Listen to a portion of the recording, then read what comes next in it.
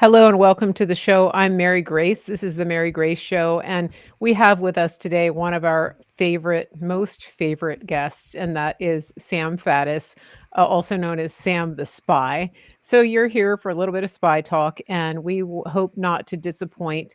There's so much happening right now. Um, Sam, as we're getting started, can you just give our listeners a little bit of background because we have so many new people coming in all the time.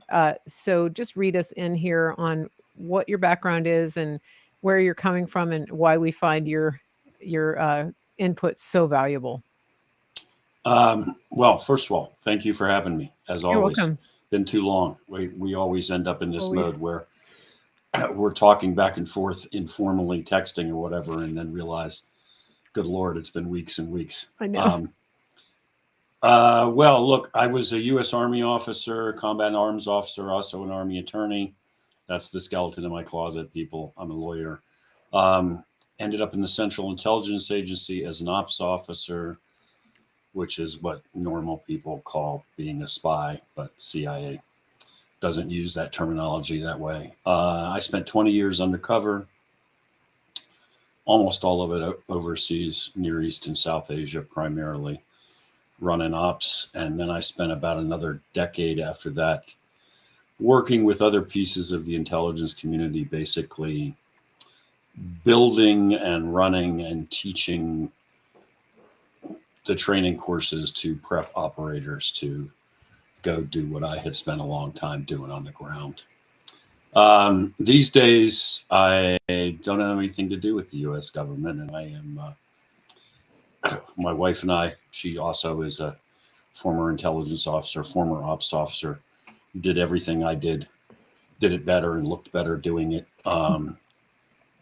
She and I run an online magazine called ANDMagazine, which is an outlet that just provides us the opportunity to speak truth without having to go through anybody's filter. And then I just do a lot of speaking and talking and organizing. I am completely divorced from the intelligence community aspect of it, really heavily engaged on the ground in Pennsylvania where I live, organizing the Patriot groups.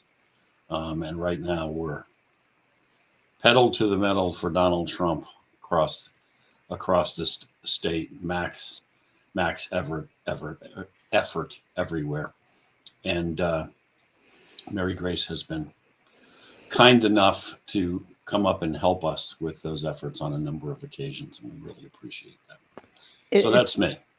That's awesome. Thank you. And you have such an amazing Patriot coalition up in Pennsylvania. It's a model really for every state to get organized at the local level, to get people activated and equipped to be affecting change and to working locally.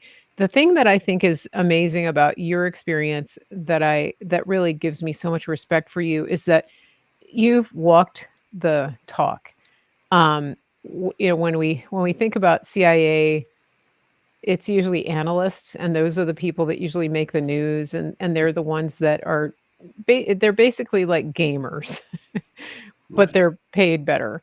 And and so you and your wife have been in the field. You've been in those countries. You've been downrange, and then also your experience in the military. There, it all comes together. And so when we have these conversations, it's tremendous because you bring so much experience to bear here. And you bring so much experience to bear, and it's just it, it's it's wonderful to have you. I have a little something happening here in the background that I'm trying not to uh, be distracted by, but it's a little tricky. I may need to let you take over for a second. Okay, that's fine. And to everyone who's coming in, I just want to say hello. Whatever platform you're on, remember to hit the thumbs up, hit the likes, share this, get the word out so that we know. Okay, I think it resolved itself. so that everybody knows that we're on. And if you have a big account on any of these platforms, we always appreciate a repost or a share.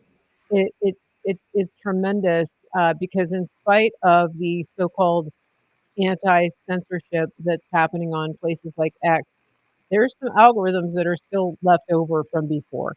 So we certainly appreciate everything that everybody does to share this. That's why it's called social media. Now, Sam, as you're coming in today, um, we have so much to talk about as usual. I think the most pressing thing.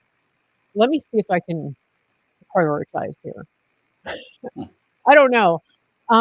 Is it that we have illegal aliens going through neighborhoods eating people's pets, or is it? I wish. I mean, in all my wildest imaginations, that wasn't in my bingo card for 2024. Like, I mean, we told you guys to close the border, and you said that we were being intolerant and xenophobic. But now you're keeping your cats in the house because of this. I'm just saying. Um, but it's reflective of a bigger issue, which Mhm. is the enemy's inside the wire. Yeah. And this is something that you're very aware of, that you have written about on your Substack at ANDMagazine.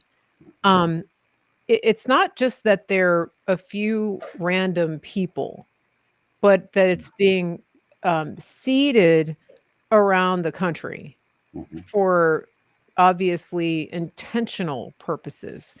Can you talk about that a little bit, about what you're seeing happen and what you think is the purpose behind all of this?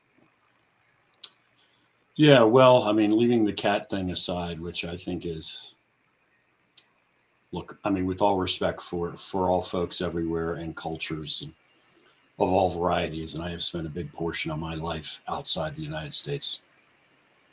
You take people from effectively the fourth world, where, yeah, if it moves and it's still alive, you eat it because that's how you stay alive. I mean, you're literally at that survival level. And then you transport these people into suburban America, and you're surprised that that these kinds of things happen. I mean, these folks have literally come out of a mode where there's gang warfare, and you are literally eating whatever you can find because that's how close you are to death. And now you've thrown them into American society, and you think they're just going to adapt. I mean, come on. Yeah. But look, I mean, on the bigger picture here, the agenda obviously is I mean, from the I'll call it the Democratic Party for short right now, but I mean from the folks that are pushing this, which is, I think, more of an oligarchy and a self-appointed elite than it is a specific party. These folks want to transform the United States, and they have a very deliberate agenda here. They believe these people that they're admitting will be sort of a permanent majority voting for them. Mhm. I'm not sure that they've really thought that completely through, but in an event, that's clearly their intention. And they also, by the way, I mean, there's an element of this which is a war on the American worker. I mean, all the jobs they couldn't send to China or offshore, now they're going to give to somebody who basically is one step above being a slave. So if you looked at the stats coming out recently, there's this massive drop off in employment of native born Americans. Millions of native born Americans since Joe came into office have lost their jobs, and those jobs are all going to foreign born workers. So this great replacement is absolutely real. But the ramifications, the ripple effects of this go in all directions, right? There's been a lot of noise recently about Venezuelan gangs in New York City, out in Colorado, taking over apartment complexes. To the extent the media wants to talk about it at all, which they don't really, they treat this as if it's just it's almost random handfuls of guys, no big deal, yada yada. Mhm. Okay, well, That's not at all what's happening. Just grab a hold of a piece. The Venezuelan gangs. Most of this is related to an organization called Tren de Aragua, I think is the pronunciation. Spanish is not one of my languages I speak. Tren de agua? Tren de agua. I think it's tren. Yeah. Aragua, I think. Anyway, Oh, maybe it's Aragua. Okay. So this group originated in Venezuela. They took over an entire prison in Venezuela and ran it for years as their headquarters. So they weren't just active in the prison. Don't misunderstand me. They weren't just like there's a gang problem in the prison. No, they physically seized it and took control of it and were operating from it as their international headquarters. When the Venezuelans retook the prison from them, they had to bring in 11,000 soldiers and tanks. It took 11,000 guys with artillery and tanks to take back the prison. So I'm banging on that because it's not like there were a couple of dozen dudes inside that were causing a problem. Like there were thousands of heavily armed guys who literally now owned the prison. They had to fight a war. Okay, the leadership all boogied because they all had tunnels dug, and basically the rats jumped off the ship, but they didn't kill the rats. So they then spread all throughout South America. By the way, this assault on the prison happened, I think I want to say September 2023, so not very long ago. Wow. So right as this happened, Trump has been saying that crime is down in Venezuela because they've emptied their prisons. And when he says things like that, people think that he's just, sort of, like making stuff up. Yeah, not but true. He knows. Yeah, well, it happened. And in the case of these guys, I mean, there are lots of other scumbags who have come out of Venezuela, but in the case of these guys are an organized force. And of course, they've moved into Peru. They've moved into a bunch of places. They're raising hell all over South America. But hey, you know what the golden opportunity was? There's no border in the United States anymore. So let's go north. So these guys from the train are in New York and Chicago and Colorado, every major city in America. They're in Dallas. And they're not, again, this is not like there's a couple of dudes or a couple of dozen bad guys. This is a officially designated transnational criminal organization with massive reach, whose leaders are still alive and still in control. And they are now exploding all over the United States. So you're like, again, most of the media, obviously, as we both know, doesn't want to talk about this kind of stuff. But I mean, look, the stats are now that 3/4 of the arrests in Manhattan are illegals. 3/4 of the people being arrested for criminal action in Manhattan are illegals. And in that environment, this Gotham City Batman-esque environment, you now have this friggin' nightmare and a criminal army that has come in here. And I mean, is there any change in border policy? Any attempt to control this? No. Well, hey, Kamala's going to build the wall. It's hard to know why, for what reason to hate her the most. I mean, is it just rank stupidity or is it just lack of any morality or decency? You'll say anything, do anything literally to get ahead. I mean, but anyway, so you have, I mean, that's just a piece of the problem. This is a massive issue. These guys, I mean, I was watching a video earlier today, researching an article I was writing where they're interviewing one of these Tren de Aragua guys, and he's talking about, give us 2 years, the United States is done. All right, okay. He's a thug, and he talks snack, but I'm just saying that because that'll give you an idea what the ambition is here. Yeah. He ain't looking to get along. He's not looking to coexist. This is the golden goose, man. You guys let me in. Yeah. Yeah. It's, President Trump reads the poem The Snake sometimes at his rallies. And it's just that's part of what he's talking about, right? That people have been emotionally manipulated Yep. into believing that every person who comes in claiming asylum, every person who has a sob story, deserves our utmost attention and resources. Mhm. And it's very sad because people who point out that perhaps we should vet people, perhaps we should make sure that they're not criminals who are wanted in their nation. Just maybe, um the people who ask those questions are called xenophobes and racists, and they're said they're intolerant and all of that. And so people are no longer allowed even to question the provenance of somebody who just walks over the border. Right. And it's at the point now where you have entire apartment complexes that are being taken over because the people who live there are afraid of looking racist if they stand up to this bullying. And so on the one hand, it's crazy because the left is constantly saying that President Trump is a bully, right? That he's Right. mean and all this stuff.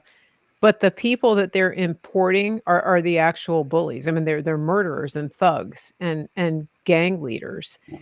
and they're coming to kill, steal, and destroy. And this is where we are in our nation. When you hear President Trump talk about when he talks about mass deportation, Stephen Miller is one of his spokespersons, and he's very active on border policy and immigration policy. And I've been watching him in his interactions on X. He's been having a back and forth conversation with Mark Cuban, which is kind of hilarious because Mark Cuban's just not that smart. Um, but but the point, the point, right? He just Sure. how did he make that much money? I don't know. Um, but the point that I'm getting to is that it's very clear that a bedrock position of President Trump's policy is going to be immediate deportations on day one. But what do you think is how practical is that? You're a lawyer. I'm sure you know that the lawfare has already been teed up to stop Sure. this. Sure. Well, I agree wholeheartedly with the policy, and I don't think we have any choice. So I think what people need to understand, just responding a little more broadly for a second, is that you put Donald Trump back in the White House, God willing, and he comes in this time with the right people and the right support and the right plan and the team that he needs. That will be the beginning of a battle royale, a fight like you cannot imagine. He is not going to arrive and appoint all these people and begin to make the decisions that must be made. He will do those things. And then the other side is simply going to roll over, and in a couple of days, it's all over. That will be the beginning of a Titanic fight, and it will be fought on every level. And yes, it will be legal. There will be every imaginable legal pleading filed in every court trying to delay this and fight this. And so you're going to need an army of lawyers as part of this, because it's going to slog along as all sorts of injunctions are issued and all sorts of judges insert themselves. Is it a winnable fight? Yeah, it's a winnable fight. It's just going to be protracted and bloody is what it's going to be. But look, we don't have any choice. I mean, I am not trying to paint everybody who has ended up here illegally as a member of this Venezuelan gang that I keep returning to. That doesn't mean that I think they should be here. That doesn't mean that I think it's okay to break the law. I'm just saying, okay, every one of these guys is not a member of Trend Iraq. But the enormity of the threat posed by those kind of guys and the drug cartels that now control the border cannot be underestimated. I mean, let's just talk about this. And I don't want to get too graphic for the audience, but as a guy who spent a lot of time around bad people in bad places, the level of violence these people employ is, I think, for the average American, completely unimaginable. They don't just kill people, they torture people to death. When they're done with you, they burn you alive. It is sport amongst cartels to go out and kidnap women off the street and then do horrifying things to them, and then when they are no longer amused, to simply kill them as if they were completely disposable items. So I'm not hammering on this because I'm hammering on this to make a point, which is this is as evil as it gets. And the level of violence is something that most Americans, thank God, have never been exposed to. And, they're not downrange somewhere. Now they're in our major cities right next to you on the subway, not thousands of miles away being hunted down. No, we have brought them in here and we're continuing to do it every day. So when you talk about what's required, well, immediate, decisive action across the board. You can't play with this threat.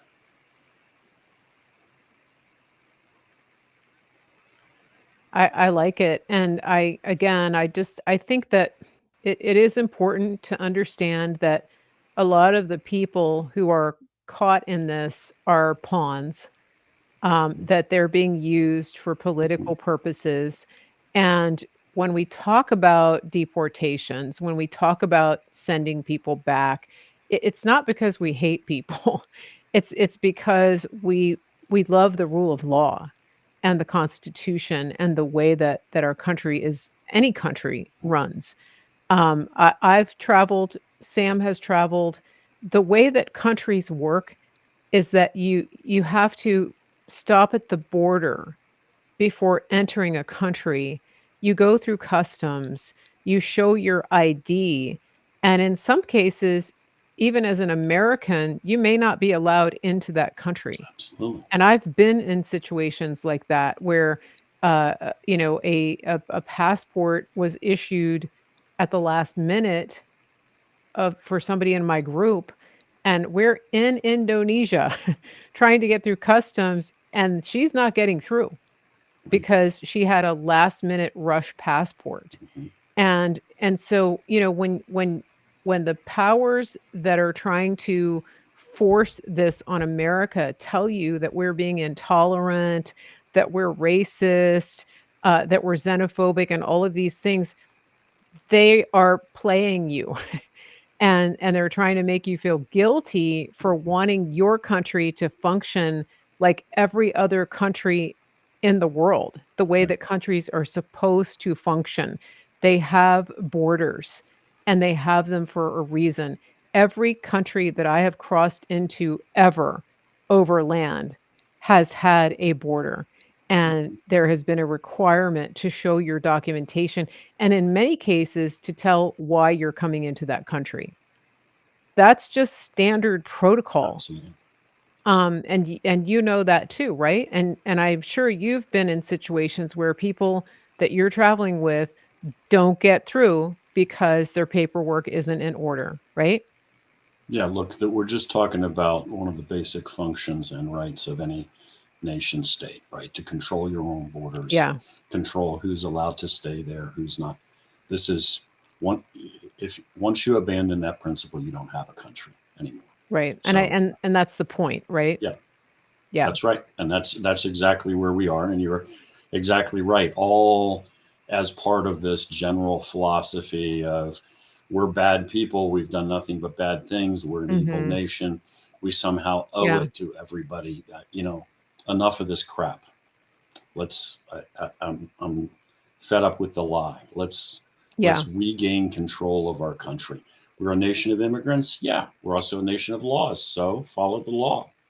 And by Yeah. the way, I would note that one of the things I can tell you this from not just because I'm reading about it or talking to people about it, because I can see it on the ground in Pennsylvania.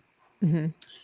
This assumption on the part of these incredibly racist white people who run the Democratic Party, because that's who they are, a bunch of filthy rich white people, is that if you're brown, whatever the hell that's supposed to mean exactly, you will vote Democratic and you agree with them on all these principles. Yeah. Well, go into the Hispanic community in Philadelphia or in Hazleton and talk to Dominicans who waited in line to get their green card and came here lawfully and built a new life, busting their butts, working from the ground up, and now they finally have kind of arrived. I don't mean they're rich, but they are stable. Ask those folks what they think about this idea. The guys out of the prisons in Venezuela are being allowed in, allowed to run amok, because you hear, oh, well, they're brown and whatever that means, so therefore I identify with them. Yeah. What you're gonna hear from them in the Hispanic community is a lot of, are you kidding me right now? Because I worked my butt into the ground for 20 years and followed the law and made a new life in America and did it the right way. And now you're going to let this scumbag in here, and you, oh, by the way, you're telling me you're taxing me and I got to pay to feed him. Yeah. We're spending a lot of time on the ground Yeah. in Hazleton now, which is about 50 miles from me, less than that, 40 miles from me, which is now like 2/3 Hispanic, mostly Dominican. Their sentiment is heavily pro-Trump. They're Yeah. like, oh, man, I don't want murderers and rapists and guys out of prisons turned loose in my town. Are you crazy? Yeah. There's a rapper, a Puerto Rican rapper, and Mm-hmm. I can't remember his name. It starts with an A. I was trying to find it here. He was at Trump's rally last week, and he has endorsed Trump. Yep. And I'm following him on Instagram, and he not only has he endorsed Trump, he is posting heavily pro-Trump content and Yep. and telling the people, this is your guy.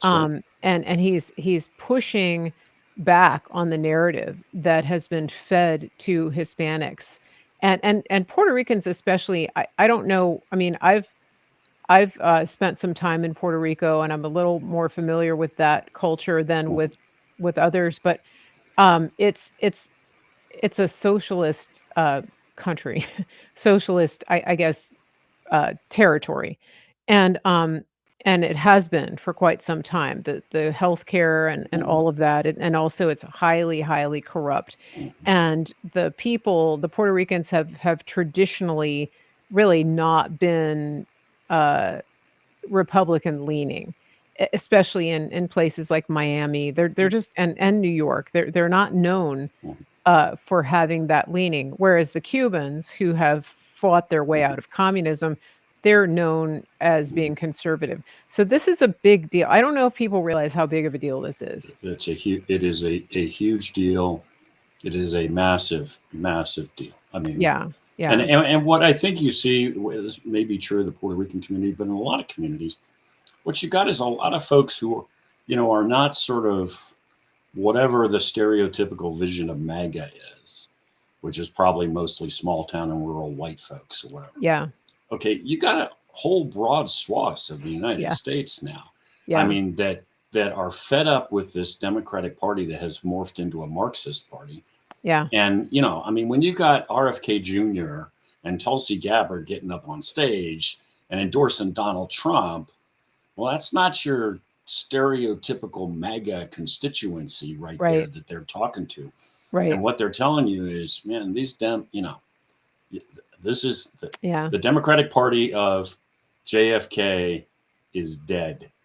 If that's yeah, how you think and how yeah, you identify, you need to be supporting the Republicans. And in fact, they say yep. that explicitly, word for word.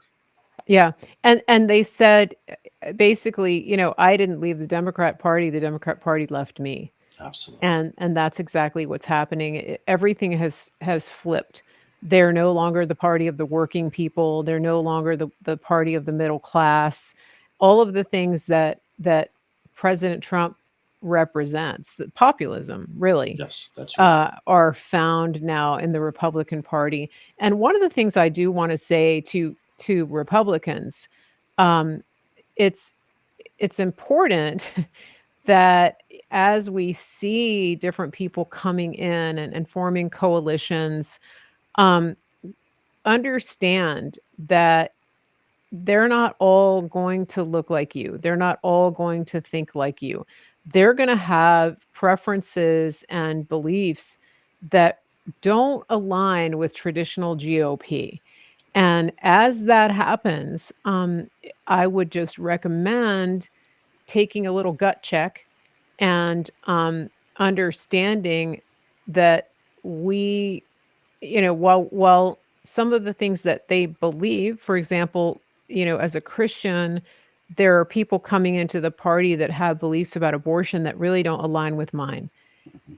But I want to caution people against becoming a an extreme cancel culture on the right. Right. Because we don't we the reason that these people are coming over to this side is because of the complete and extreme lack of tolerance that they've been subjected to by their own Mhm. party. And so as conservatives and especially Christians, we're not necessarily embracing whole hog everything that they believe at a deep personal level. You don't have to do that to accept somebody into a political movement Right. that is meant to preserve the country and the Constitution that our founding fathers put in place. I think some people might need to hear that because when you see a rapper who is covered in head to toe with tattoos and is pretty much like, living the thug life, Mhm. that doesn't necessarily align with your suburban, coffee shop vibe. But but here we are, and so and what I think is really cool is that President Trump understands that and he sees that. Yeah. And he also, he has children from 3 generations. He has Gen X, he has millennial, and he has Gen Z. And his eyes are open in a way that I think a lot of people in positions of leadership aren't because of that. I mean, his son Barron is pretty influential in what he is doing and who he's talking to. He's had interviews with like Theo Vaughn, and he had this rapper at the rally. This is great because Yes. the following generations, if they're not conservative and they're not conserving the values that we adhere to and that we're trying to save, then we're done, right? Yeah. Well, you've probably heard me say this. I say it to patriot groups all across the state on the same theme. I don't have anything against white people. Most of them are okay. I got a bunch of them in my family. Some of them get a little tedious at Thanksgiving dinner, but all right. Yeah. But the point is, a sea of white faces is not America. America is not a color or a specific ethnicity. That's not what this is about. My family, my mom's family came in the 1600s. My dad's in Yeah. the 1700s. My wife's family, the early 1900s. My sister-in-law's Vietnamese. My daughter-in-law's from Cameroon. Yada yada. That's just America, man. That's what it is. So I always tell them the patriot groups, if you got these like 30 people that are getting together in your group, and it's kind of like your support structure and it's keeping you pumped and keeping you motivated, that's fine. But if those are the only friggin' people you're talking to, is these 30 people that already just sort of look like you and think like you, Mhm. well, you're not really having much of an impact. And that's not, I mean, when you see Donald Trump taking all the time to get RFK Jr. to get on stage Yeah. and endorse him and reaching out to Tulsi Gabbard, who, good Lord, was a Democratic Party congresswoman. And co-chair of the DNC, and she campaigned Yeah. for Bernie Sanders. right? He's getting these people. He's doing rallies in the South Bronx. This guy's taking the time to bring a Puerto Rican rapper whose name I also don't remember because I'm not into rap music, Somebody but bringing dropped it him in the up on chat. stage. There's a reason for that Yeah, because, as you said, if I had to define the movement, I would say populist. The whole fight is the American yeah, people against these scumbags who think they can steal the republic from us. yeah. And that's all of us. So yeah, I don't think you can beat that drum too many times. I really don't, because you got to tell people, you got to reach out. That guy who's from India, who's a Hindu, who lives down the block from you, I'm going to bet money that he's not excited about transgender movement, them telling his kid that his son, that he's really a girl, giving away his tax money, open borders. I think you would find out that that guy is probably really conservative, family centric guy, even though from a faith standpoint, he's on a completely different wavelength. So this has got to be about mobilizing everybody and being inclusive. They want to divide us into tribes. We can't let them do that. Exactly. I think that's a good reminder, and it's I mean, our country has always been diverse, and the racist Democrats will tell you the opposite because Right. they're the ones who actually tried to stop integration. They're the ones who fought against civil rights for blacks, and that's important to remember. They're the ones who started the KKK. That was the party of racism, Yep. and people seem to forget that even though it wasn't that long ago. Yep. Speaking of, um, just the bigger picture of everything, I don't wanna miss talking about what's going on with the CCP because some shocking news has come out of the Upper Midwest, and you have been reporting on what's been going on with Tim Walz and how he's compromised by uh, by the CCP. I want to take a quick break, and then if you still have time, we'll come back and talk about that. Okay. And then we'll wrap it up. Listen, as we're getting ready to go into the break, I want to remind people that we have a couple of ways that you can support the channel here. The easiest way to do that is to go to marygracemedia.com and click on shopping, and you can find a number of America First companies that partner with us.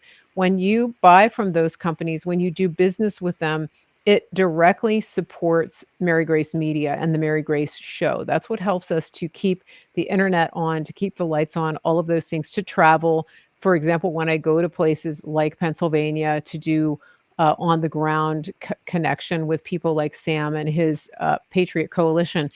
The other thing, though, that I want to remind you is to get on my mailing list. Make sure you go to marygracemedia.com, go to the bottom of the website, get on the mailing list so that you can get notified when we go live with shows like this. Also, let me take you here quickly to one of our favorite affiliate partners. These are our guys at griddown.chowdown.com. They have freeze-dried beef that is just incredible. This is the apocalypse food that you want right here. It's 100% grass-fed, grass-finished American beef. This is 1 pound of beef. You can keep it in the packet, like, for 20, 25 years, or you can cook with it.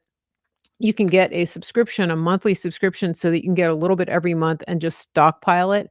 So if things do go south, all you need to reconstitute this is fresh water. It's not jerky. It's ground beef. It's hamburger meat.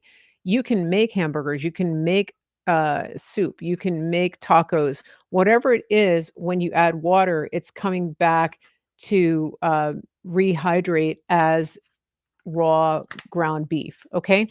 There's no seasonings added, no oils, no fillers, nothing. It's just ground beef. And I'm going to play our commercial really quickly so you can see these guys. When you buy from them, you are directly helping to save and to preserve American farms. That's another reason I encourage you to buy from griddownchowdown.com. Here you go.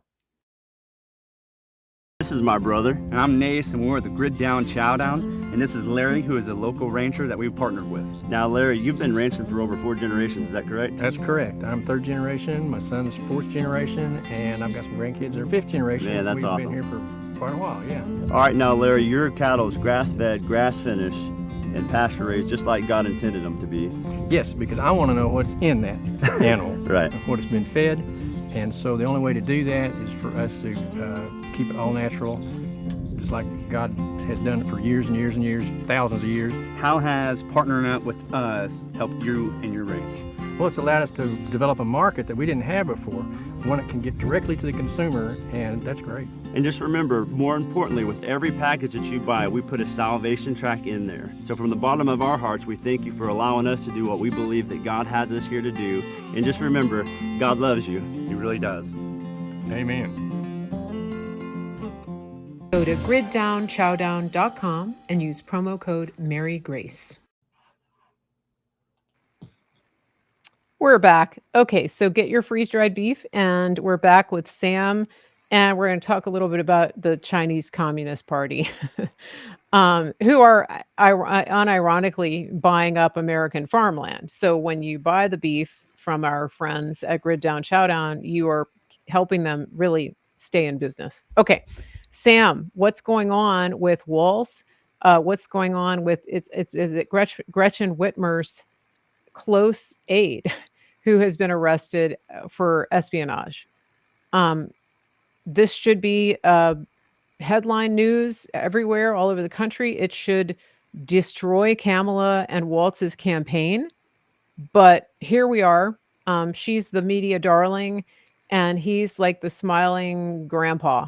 Are you talking about Gretchen Whitmer's aide or Hochul's aide? Sorry, Hochul. Oh, Hochul. Sorry. All right. I you know what? I thought I missed something. It could be No.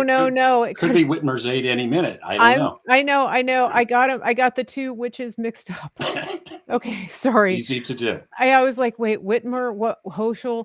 They have a similar vibe. They have the same vibe. So yeah, it's very that's my evil. mistake. That's my mistake. Okay. Hochul. Yeah, New York is imploding. That's me. Okay, so let's just rewind. New York is imploding. The Midwest is imploding because they're all under this control of, take it away, Sam. Okay, well, look, so, sort of as preamble or foundational, and I won't go off and deliver a lecture here, but what people need to understand is that periodically it blips in the press that the Chinese Communist Party, Chinese intelligence, is suborning someone or has recruited someone. They've been arrested for getting too cozy, doing the bidding of Beijing. But always the way this bubbles to the surface, I think, is kind of as if, like, Eric Swalwell's sleeping with Fang Fang or whatever the heck her name is, Ling Ling. And one of them's a panda, one of them's a Chinese spy. I can never keep them straight. But in any event, and it's like, okay, that was a case, and the Chinese tried to do that to a congressman. And now it's Hochul's aide arrested for being an agent of the Chinese. So it's like, well, that's bad. There was a spy in Hochul's office.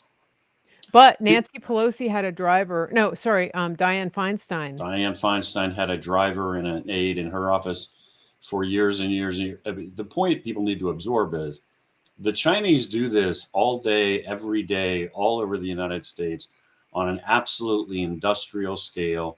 The overall whole of government effort is under the rubric of what they call the United Front. There's no controversy about this, by the way. When everybody's done, spend as much time as you want on the web and research this. In about 5 seconds, you will find authoritative documentation. There's no controversy. Everybody knows. And Peter Schweitzer has written extensively about this as well. Peter Schweitzer is the man in terms of what he has produced in an unclassified format to give you chapter and verse. Any of his stuff is I mean, it give you the education you need. The specific practice of buying members of the elite in the way the Chinese look at it. So in other words, powerful people in a country. They call elite capture. They do this on an industrial scale all over the United States. And look, I mean, again, without going too far deep into spy world, If you want to buy a politician, you don't wait until he's sitting in the White House and has power and money. I mean, you may still take the opportunity, but the point is you don't wait until a guy climbs to the top and is now has all the cash and influence he needs if you want to suborn him and recruit him. It is much more productive and easier in the way espionage is a cold-blooded business, right? Very cold. From the standpoint of espionage and recruiting people and turning them into agents for foreign powers, you find the guy when he's on the make, when he's short on cash for his campaign, when nobody's yet backing him or her, and then you show up and you give him whatever it is he needs. Cash would be a big thing, and whatever validation he needs. So if his shtick is he's Eric Swalwell and he thinks he's God's gift to womankind, and it's more attractive if the message is delivered through an attractive female officer, you produce an attractive female officer. That's not the MO. The MO is whatever opens the lock, whatever the key has to be, whatever she wants, that's what you give them, and you get your hooks into them, and they climb the ladder. So we're beating that drum. Because what that means is that these are not just working in DC. It means where's the feeding, where do all these congressmen and senators come from? They all come up the ladder through the state legislature and the state houses and all these places. Look at every friggin' one of them. They didn't just decide to run for Congress. They spent 10 years in the state legislature, and before that, they were probably in county government. So you recruit them and get your hooks into them there. And then some of them will rise, sometimes it won't pan out. But the point is, if you're doing it on a big enough scale, you will always have new blood. When I think her real name is, her nickname was Fang Fang, that was Swalwell. She was simultaneously sleeping with multiple Midwestern mayors.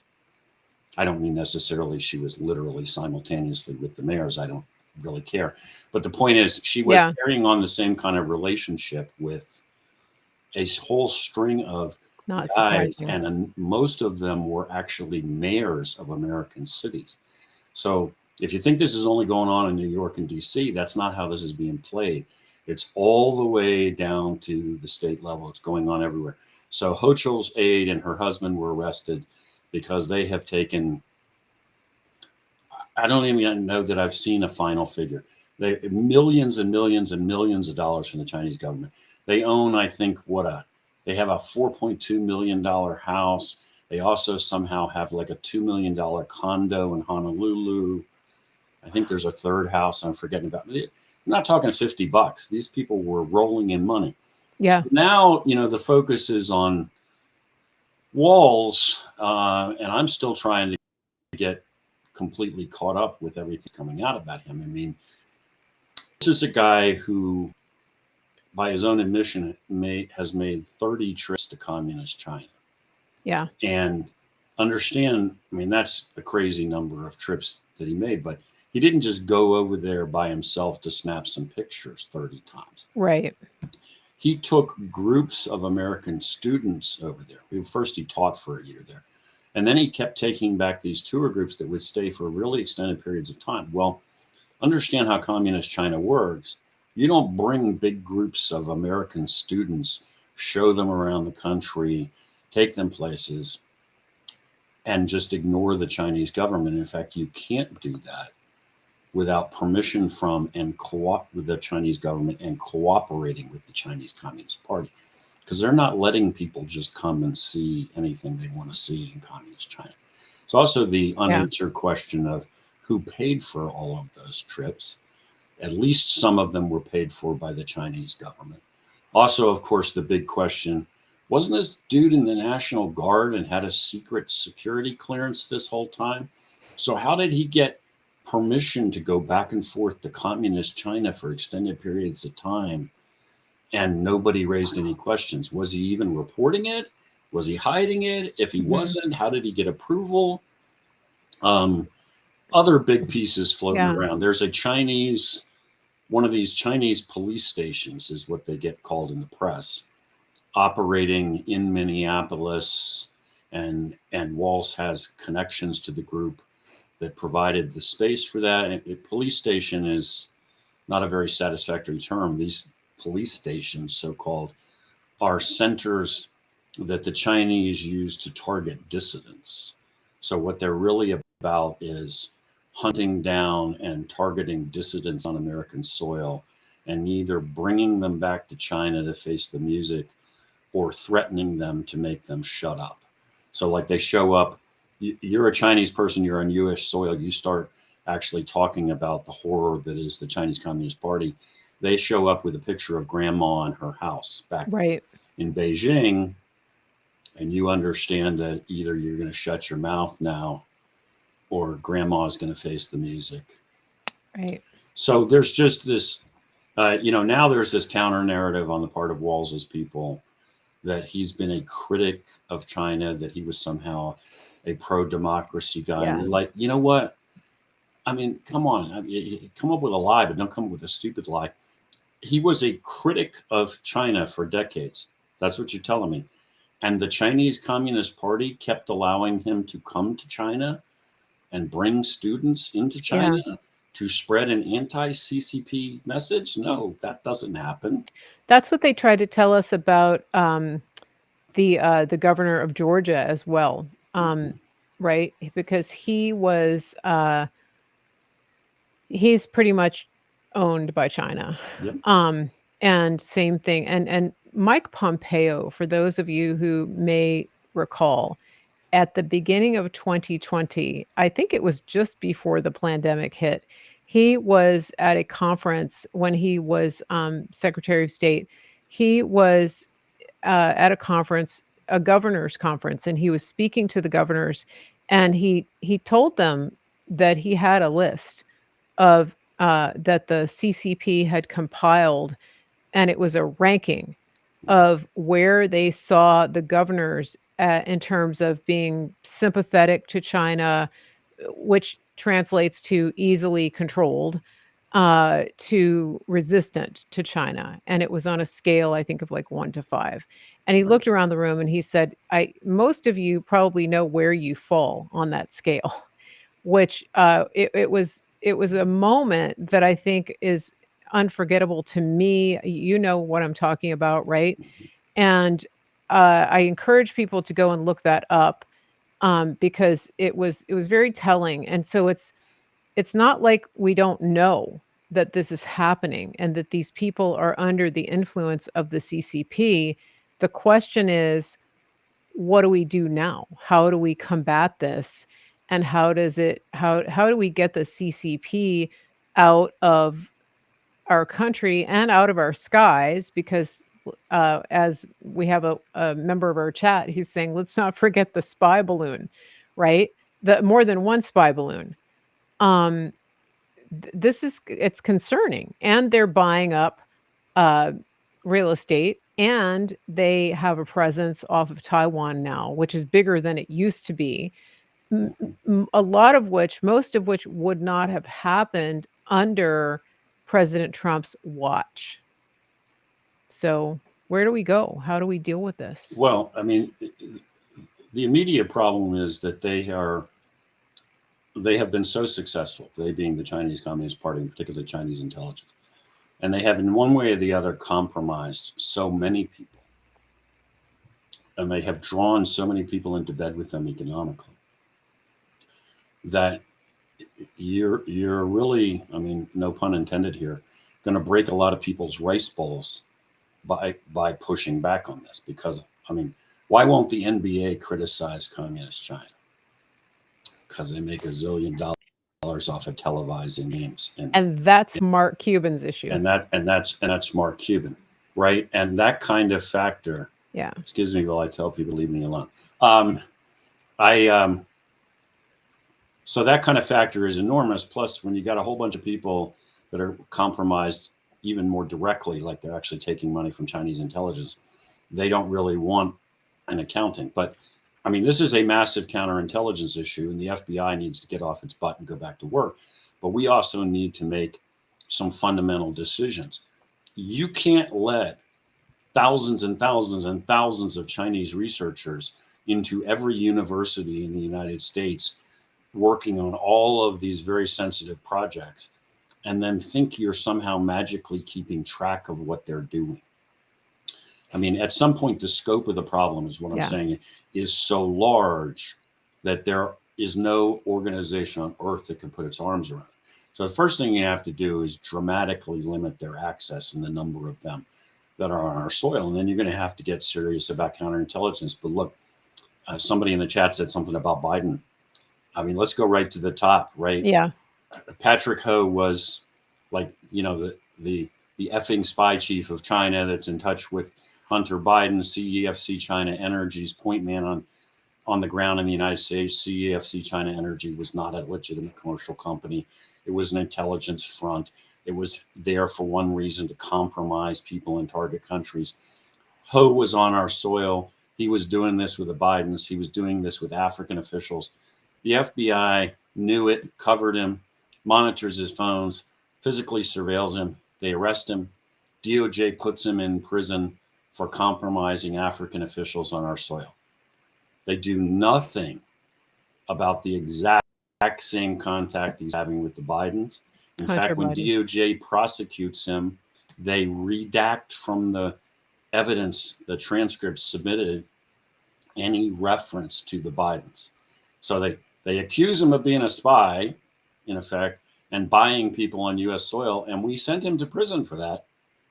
We just don't pay any attention to the fact that he was doing it to the guy who was at that point the former vice president of the United States and likely to be potentially the next president.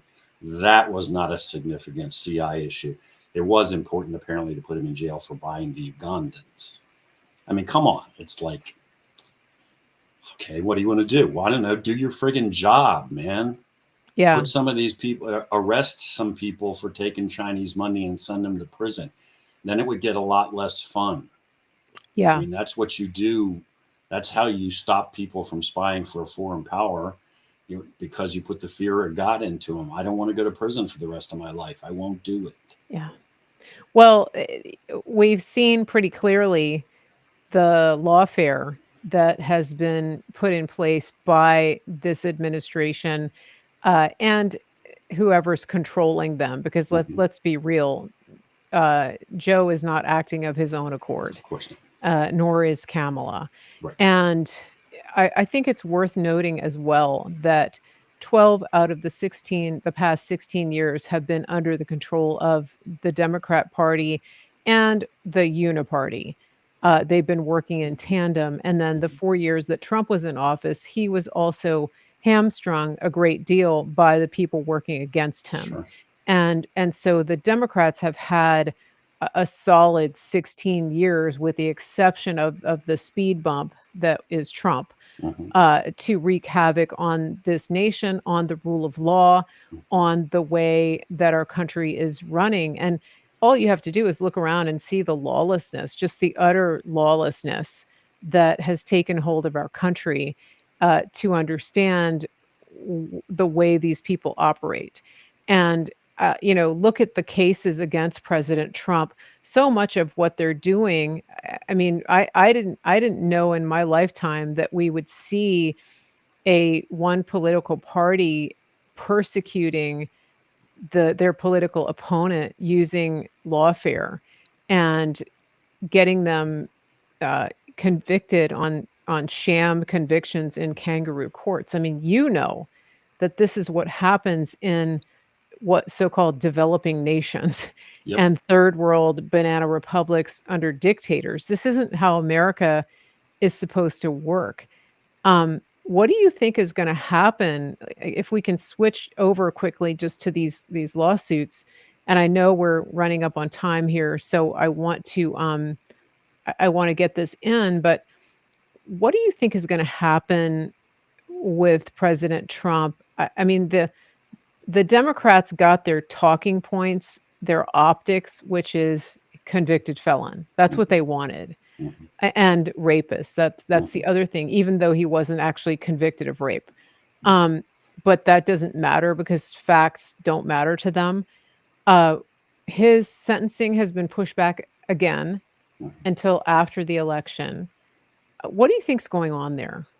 What can we expect to see? Well, look, I expect on a macro level, I expect that ultimately all of these things are going to collapse and fall apart. They have so grotesquely overreached, which doesn't make it okay and doesn't make it easier for President Trump. I mean, it astounds me that the man has the stamina and spine to stand up to this. I mean, honestly, it's superhuman. So I'm not minimizing it. I'm not blowing it off. I'm certainly not condoning it. I think it will all ultimately vaporize. On the specific issue of the sentencing being delayed, that judge, who is reprehensible, in my opinion, and has committed Yeah. not just reversible errors, honestly. It's not just that the appeals court should reverse him and will reverse him, but quite honestly, he ought to lose his law license and be stripped. And I mean, if the bar in New York had any integrity left, that this guy would be facing proceedings now to be stripped of his standing. I think what he recognized was, now to get into the technical aspect, as fast as sentencing was complete, there were going to be a series of filings made by Trump's lawyers, and the appellate courts were going to step in, and they were probably going to stay any sentence, and then they were going to immediately undertake some expedited review. Basically, his case was going to blow up in his face, and as you said, now they can go into the election, the Democrats, calling Trump a convicted felon who's just awaiting sentencing. But if the entire case blew up and was vaporized before the election, they would lose that card to play. So I think that's the Machiavellian choice they made. Let's just leave this hanging over his head and delay it until after the election, because the only thing they care about, obviously, is the impact on the election. And this lets us keep Yeah. calling him a convicted felon. I think that judge knows that he's going to get destroyed. I would expect an appellate. I mean, some of the rulings that he made in the course of that trial, I'm not laughing, folks, because I think it's funny. It just literally takes your breath away, particularly if you've done trial work. You're like, what?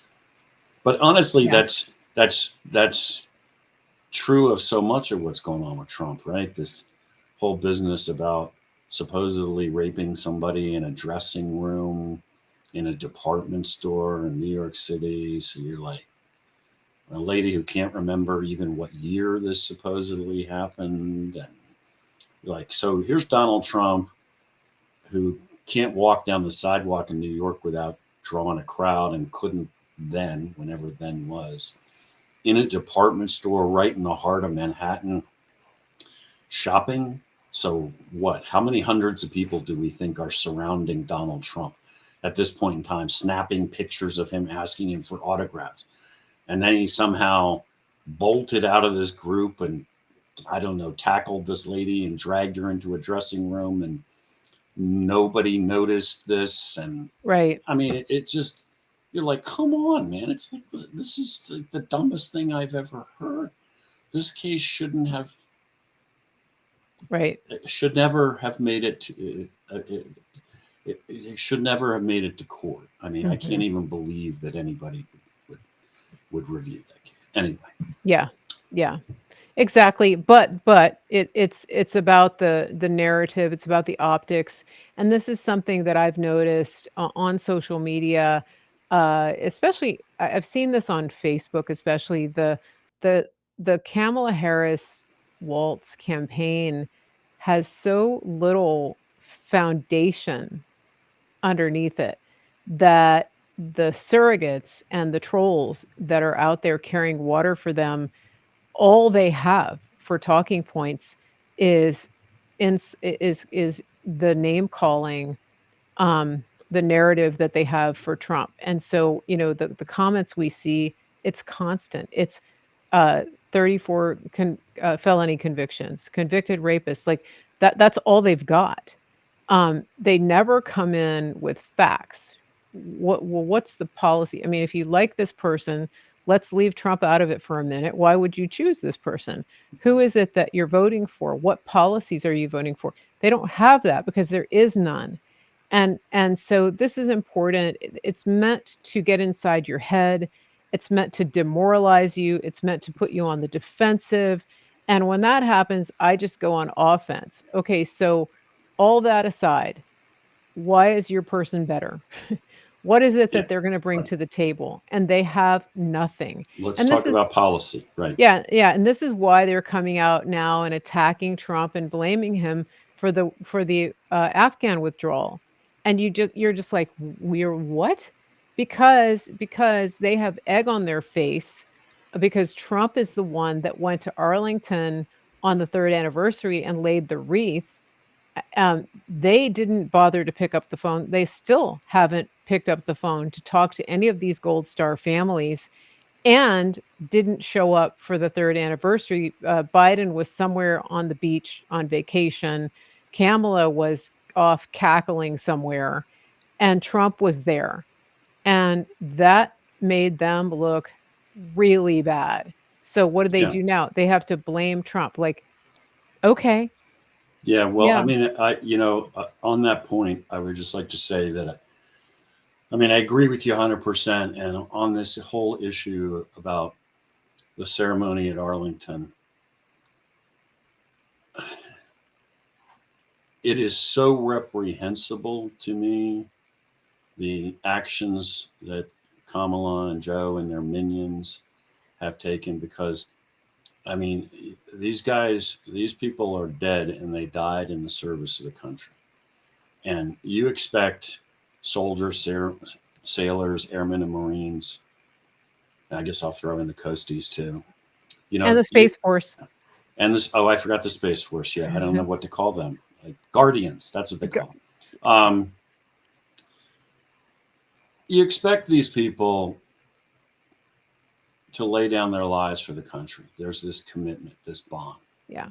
Which is, particularly if you've been downrange in harm's way, very, very real, because not everybody comes back. There's a reciprocal obligation that goes the other way that is every bit as solemn, that you stand behind those people, that you stand behind their families. That's a pledge. You don't take any of that for granted, and you never consider the loss of anybody to be a trivial thing. And when you got folks who purport to be running the country, who won't show up, won't pay their respects, won't stand with those families, that's about as despicable for me as it gets.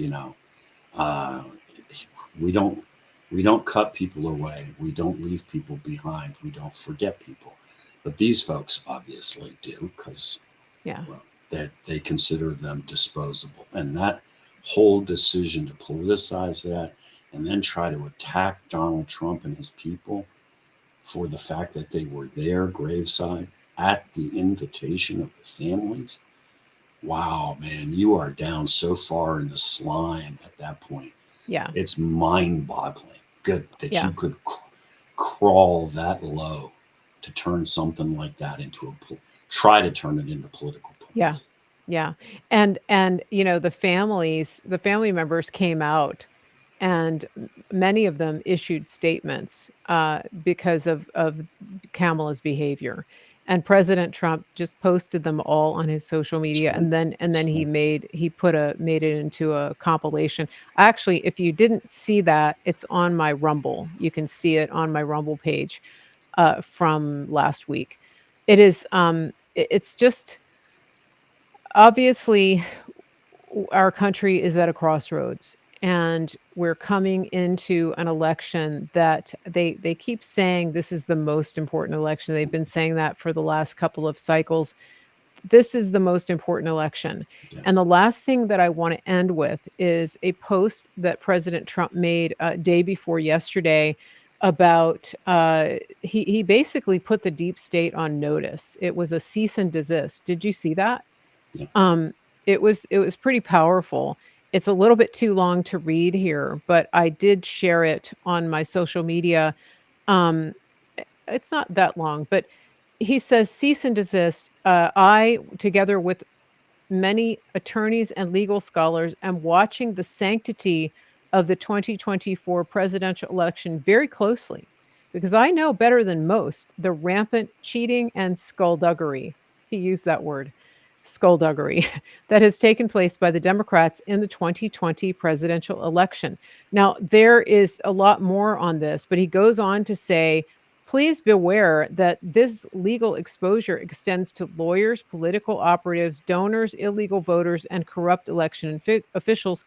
Those involved in unscrupulous behavior will be sought out, caught, and prosecuted at levels, unfortunately, never before seen in our country. Um, and of course, the left is in hysterics over this, saying he's going to prosecute his political opponents. Like, Yeah. you guys, what has the last 8 years been? Yeah. Anyway, but this is an important post, and I wonder if you looked at it?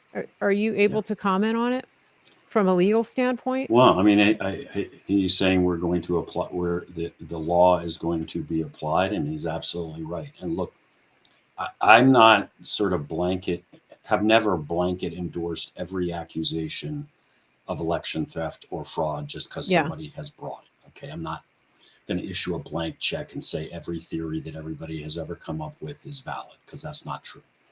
It is also 100% not true, as somebody who's been wading through this for years in the state of Pennsylvania. It is absolutely not true that there were no problems with the 2020 election. That is 100% not true, right? When you got unsupervised drop boxes, 72 of them in Philadelphia, and video coverage showing guys in a state where you're not allowed to deliver anybody's ballot other than your own, armloads of ballots shoving in a box. That's pretty clear that we got a major problem here, guys. When you got courts saying things like, it doesn't matter if you dated your ballot, it doesn't matter if you signed your ballot, I don't care what the law says, we're going to accept them anyway.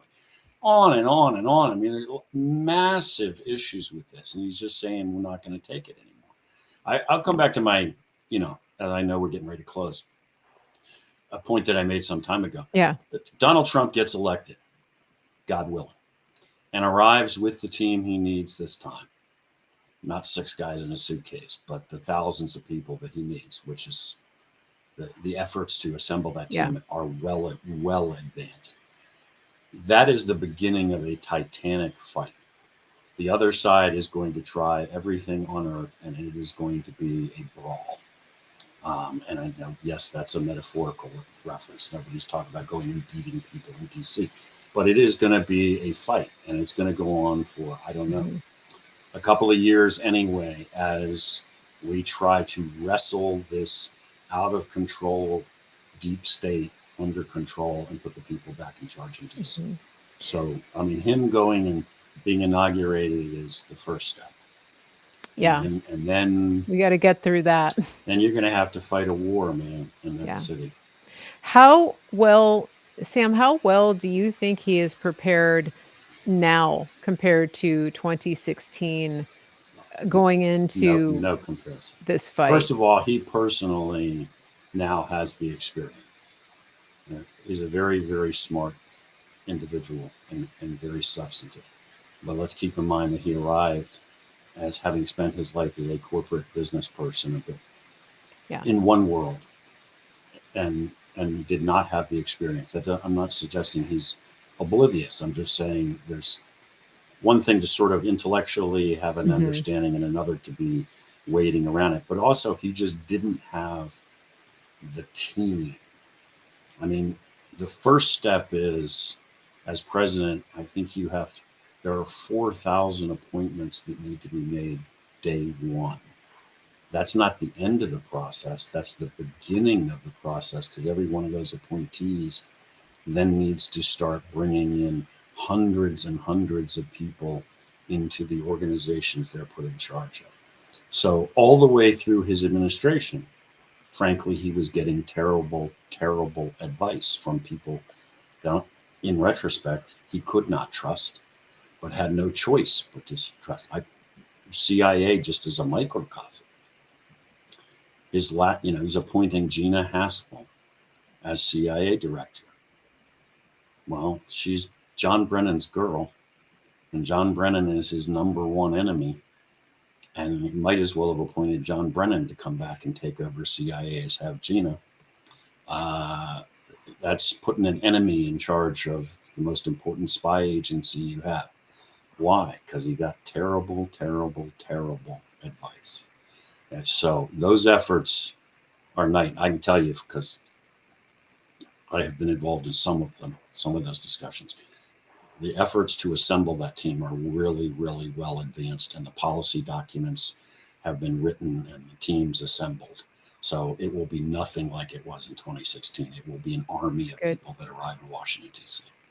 Wow, that's encouraging. Especially, I remember talking to Eric Trump and him saying, we were so green in politics, we didn't even know what a caucus was. When we had to go to the Iowa caucus, I was like, oh my goodness. So it's going to be a whole different ball game. And as we come into this election, let's remember that God is a God of miracles. And all through the Bible, when you see things that look like they're at their worst, that is when the miracles of God come through. And you see God turning things around in a way that you never ever could have expected, especially based on what you see with your eyes. What we see with our eyes looks dire. What we see in the spirit and what we see in the history of what God has done throughout time immemorial is the miraculous. And the enemies that we are fighting are not flesh and blood. It is a spiritual battle. And I encourage everybody every day, put on the armor of God. It's in Ephesians 6.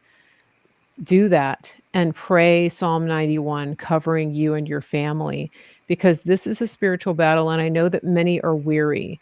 And I want to ask all of you today to keep us in your prayers, to keep me in your prayers, keep Sam and his family in your prayers. This is a fight that they have been in for a very long time, and it affects everybody deeply, and everybody has lives. And so please keep them in your prayers as you go into this next couple of weeks. It's vital, because we need God's grace and his strength to keep going. Sam, do you have any final words for our listeners today? I'm going to give a shout out to Steve Bannon, Free Steve Bannon, my good buddy who is sitting in prison right now. His crime being he opposes the current despot in the White House. Amen. Free Steve Bannon. Everybody, thank you for being here. We will be back soon with more great content here. Please go to marygracemedia.com and get on the mailing list so that you will not miss any future shows. Please support our America First partners that you can find on my website.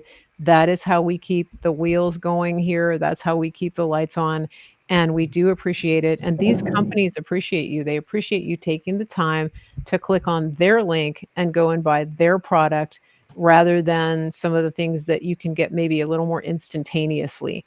These are America First companies that have committed to building companies that make great products and bring them right to your door. Everybody have a great day, and we do appreciate you being here. And once again, Sam Faddis, it's always a pleasure to have you here. Thank you so much for being here. Thank you.